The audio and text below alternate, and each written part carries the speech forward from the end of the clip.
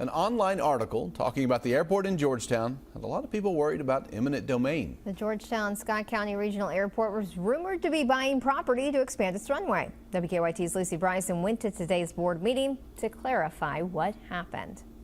David Witt, owner of Witt Farms in Scott County, feared that his farm would be overtaken in a proposed runway expansion. It was startling to think that someone would move in on us without even reaching out to us. He took to Facebook after reading an article that led him to believe that the airport would be using eminent domain to take his property and others. The post garnered a lot of attention, with many locals chiming in.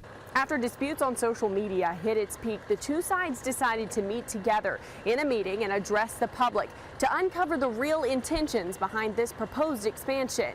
We had a long conversation last night on the phone, and he basically assured me that he would no longer be on the board here if eminent domain was on the table. The he Witt is referring to is board chairman Steve Woodrum. Both men cleared the air in a regularly scheduled board meeting this morning. Woodrum told everyone the article wasn't clear and encouraged everyone to watch their previously recorded meeting for the full story.